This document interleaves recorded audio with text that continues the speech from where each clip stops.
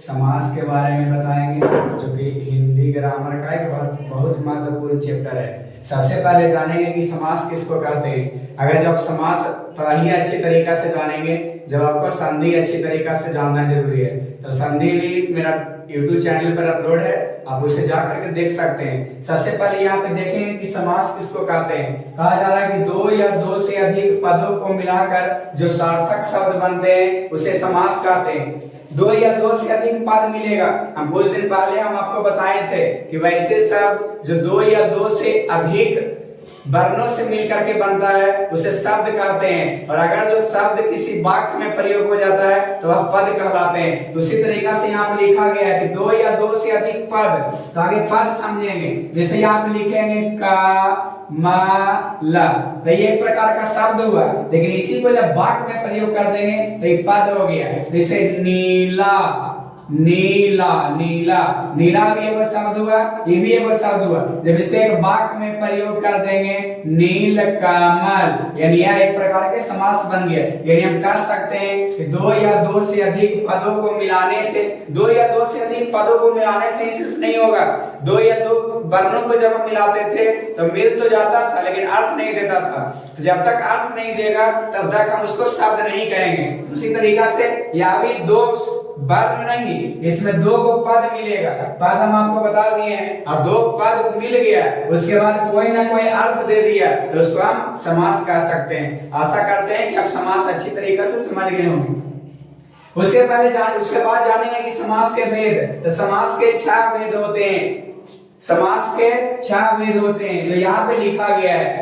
There are 6 types of compound। सबसे पहले तत्पुरुष समास, कर्मधारय समास, अवयवीभाव समास, दिग्गु समास, द्वंद्व समास, बहुब्रीहि समास। आपसे कोई पूछ सकता है कि बताओ संधि और समास में क्या अंतर है, तो आप यही बताइएगा कि दो जब वर्णों को मिल करके विकार उत्पन्न होगा उसे संधि कहेंगे, जबकि दो को पद मिलेगा उसे समास कहेंगे, यही अंतर है। उसके बाद समास के 6 भेद, तत्पुरुष, कर्मधारय, अवयवीभाव, दिग्गु, द्वंद्व, बहुब्रीहि। सबसे पहले जानेंगे किसको कहते हैं, एक एक करके जानेंगे। सबसे पहले तत्पुरुष समास, वैसे समास पद जिसमें कारक चिन्ह लोप हो। लोप मीन्स होता है विलुप्त, विलुप्त मीन्स होता है गायब। जैसे यहाँ पे लिखा गया है राजपुत्र, राजपुत्र को हम क्या लिख सकते हैं, राजा का पुत्र। देखिए इसमें कारक चिन्ह आ गया, इसमें छुपा हुआ था। घुड़सवार, घोड़ा पर सवार, घोड़ा पर सवार, इसमें भी देखिए वो छूटा हुआ है। यानी हम कह सकते हैं कि जिसमें अपदान, जिसमें कारक की चिन्ह का लोप हो, यानी जिसमें कारक का चिन्ह छुपा हुआ रहेगा, उसके बाद जब हम समास को विग्रह करेंगे तब हमको दिख जाएगा कि इसमें छुपा हुआ है, इसको हम कह सकते हैं तत्पुरुष समास। दूसरा में कर्मधारय समास, वैसे समास पद जो विशेष और विशेषण हो। विशेष और विशेषण बता देते हैं। अगर जब किसी भी चीज का हम विशेषता बताते हैं तो हो जाता है विशेषण। जैसे मैं काला हूं, हो गया विशेषण। लेकिन जिसकी विशेषता बताई जाती है वो है विशेष।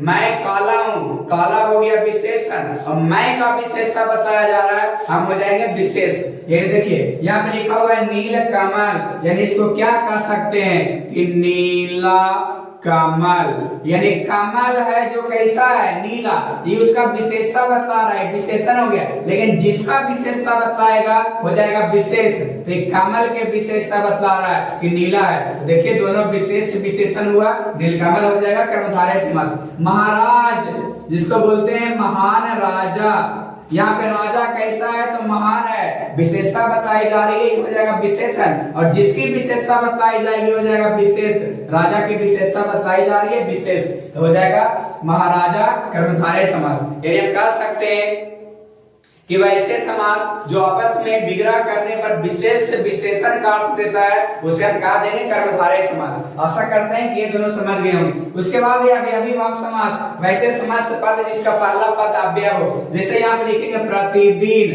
प्रत्येक दिन, जैसे यहाँ पे लिखेंगे भर पेट, यानी पेट भर। इसमें जो तोड़ने पर यानी इसका विग्रह करने पर, समास को विग्रह करने पर जो पहला पद जो आएगा वह हमेशा और हमेशा अव्यय होगा, उसको हम कह देंगे अवयवी भाव समास। जैसे यहाँ पे लिखेंगे यथाशक्ति, शक्ति के अनुसार पहला पद आ गया शक्ति, शक्ति है अव्यय, इसलिए हम कह सकते हैं अवयवी भाव समास। अवयवी भाव में तो अवयव छिपा हुआ है यार, जिसका पहला पद अव्यय होगा अवयवी भाव समास, ये तो अपने से समझना चाहिए। यानी जितना भी मुहावरा होता है, सॉरी जितना भी अनेक शब्दों को एक शब्द होता है वह अधिकतर 50% अवयवी भाव समास होता है।